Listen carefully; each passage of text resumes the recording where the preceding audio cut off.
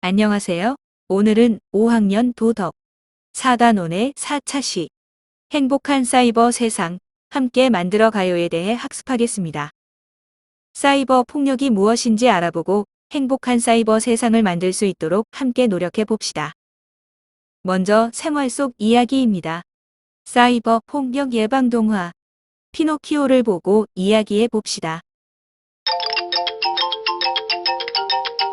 오랫동안 가족이 없이 혼자 외롭게 지낸 제페토 할아버지는 나무 인형 피노키오를 아들처럼 여기며 살고 있었어요. 어느 날 할아버지는 피노키오에게 꼭 학교에 가라고 말하며 집을 나섰어요. 하지만 피노키오는 집에서 컴퓨터를 하기 시작했어요. 피노키오는 할아버지 개인정보를 이용해 홈페이지에 가입한 후 인터넷 뉴스에 악성 댓글을 달기 시작했어요. 그러자 갑자기 피노키오의 코가 자라났어요. 심심해진 피노키오는 친구들과 모바일 채팅을 하면서 한 친구를 따돌리기 시작했어요. 그러자 피노키오의 코가 또 자라났어요.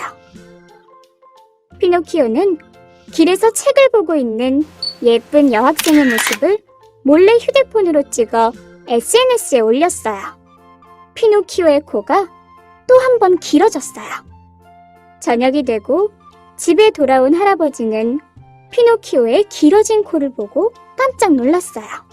이때 갑자기 집에 경찰이 왔어요. 할아버지는 피노키오가 쓴 악성 댓글과 모바일 채팅, 무단 신상 공개로 인한 사이버 폭력죄로 경찰에 잡혀가게 되었어요. 울고 있는 피노키오 앞에 요정이 나타났어요. 피노키오, 오늘 내가 한 사이버 폭력 때문에 코도 길어졌고 할아버지도 대신 경찰서에 가신 거야. 잘못했어요. 다시는 그런 행동하지 않을게요.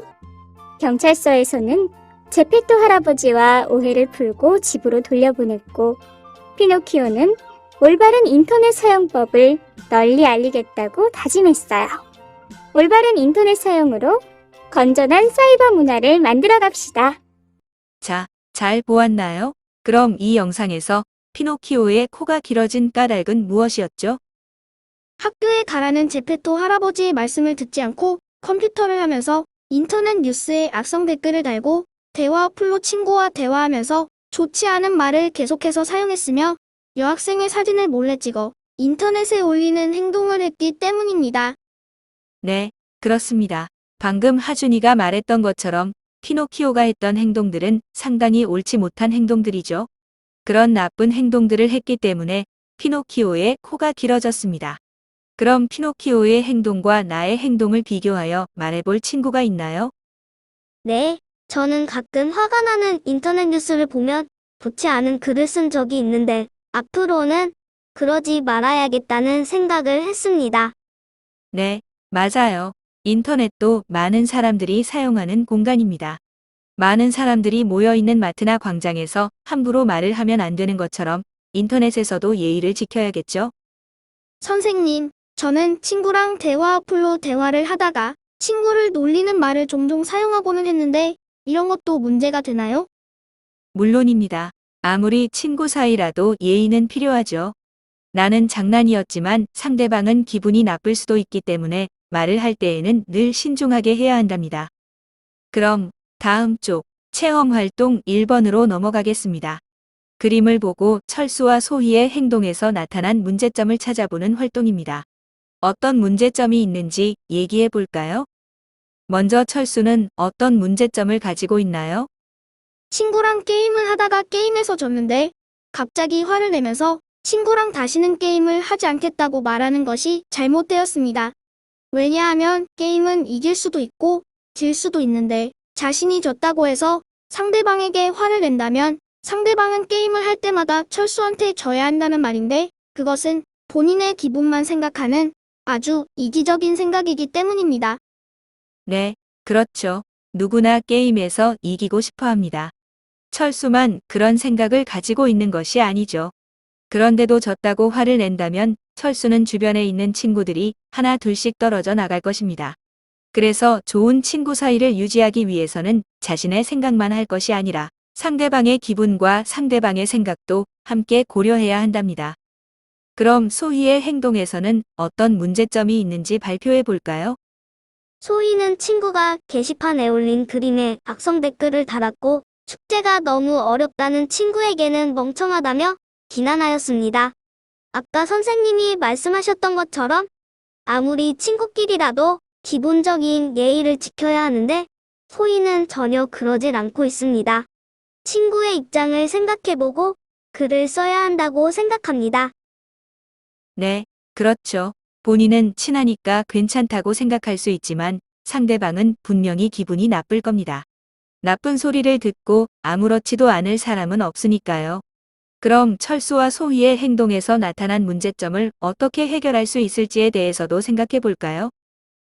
철수나 소희처럼 함부로 말하지 않고 예의를 지키며 말하는 습관을 들여야 한다고 생각합니다. 저도 비슷한 의견인데요. 상대방의 입장을 먼저 생각해보고 그 사람을 존중하는 마음을 가져야 한다고 생각합니다. 네, 그렇습니다. 우리는 주로 나를 먼저 생각하는 경우가 많죠. 하지만 내 주변에 있는 사람들도 소중한 사람들이라는 생각을 갖고 서로 존중하는 마음을 갖는다면 아주 좋은 인간관계를 유지할 수 있을 것이라 생각합니다. 다음은 체험활동 2번입니다. 다음 대화 내용을 보면서 상대방이 마음의 상처를 받지 않도록 대화 내용을 바꾸어 보세요. 철수야, 오늘 게임 재밌었어.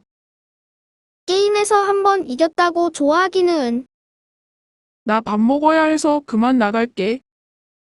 치사하게 도망가냐? 겁쟁이. 얘들아, 안녕. 야, 겁쟁이 영수 왔다.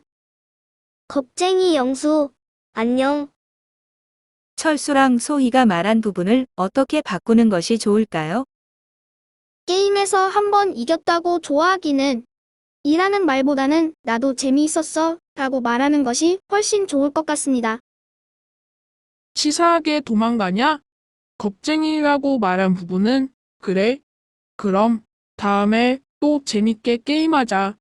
라고 말하는 것이 훨씬 좋을 것 같아요. 야, 겁쟁이 영수 왔다. 라고 말한 부부는 영수야 안녕. 이라는 평범한 인사말로 바꿔야 할 것 같습니다.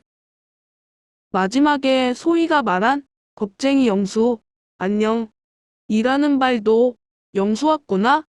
반가워. 라고 해주는 것이 훨씬 좋을 것 같아요. 네, 모두 잘 알고 있네요. 이 강의를 듣고 있는 모든 사람들도 상대방에게 상처가 되는 말을 하기보다는 서로를 존중하는 태도로 예의를 지켜 말하는 습관을 가져야겠습니다. 그럼 사이버 공간에서 친구를 힘들게 하거나 친구의 마음에 상처를 준 경험이 있다면 사과의 글을 써볼까요? 영수에게, 영수야, 지난 수요일에 너랑 게임하고 나서 너한테 화냈던 거 미안해. 내가 너무 내 생각만 했던 것 같아. 다음부턴 절대 안 그럴게. 그리고 우리 계속해서 친하게 지내자. 네, 잘 적었네요. 앞으로도 친구를 존중하는 마음으로 대하도록 하고 친구의 입장에 대해서 먼저 생각해 보는 습관을 갖는다면 앞으로는 절대 친구의 마음을 아프게 할 일은 벌어지지 않을 것이라 생각합니다. 그럼 이제 단원 마무리입니다. 다음 괄호 안에 들어갈 사이버 공간에서 지켜야 하는 소중한 가치를 보기에서 골라 써보세요. 사이버 공간에서는 상대방과 마주보고 이야기한다는 마음으로 상대방의 생각과 의견을 존중합니다. 사이버 공간에서는 상대방의 입장에서 생각하고 마음을 헤아릴 줄 아는 배려가 필요합니다. 사이버 공간에서 내가 주인이 되려면 스스로 사이버 생활을 조절할 수 있는 절제의 힘을 길러야 합니다. 사이버 공간에서 글을 쓰거나 댓글을 달 때에는 내가 전달하는 정보와 이야기에 책임을 지는 마음으로 씁니다. 네, 모두 잘했습니다. 오늘 배운 내용 잘 기억하도록 하고 친구 사이에서도 최소한의 예의가 필요하다는 것. 그리고 사이버 공간이라는 곳도 많은 사람들이 모이는 공공장소와 같다는 것을 꼭 기억했으면 좋겠네요. 그럼 교과서 93쪽에 있는 스스로 되돌아보기는 각자 해보도록 하고 오늘 수업은 여기서 마치도록 하겠습니다. 여러분 수고 많으셨습니다.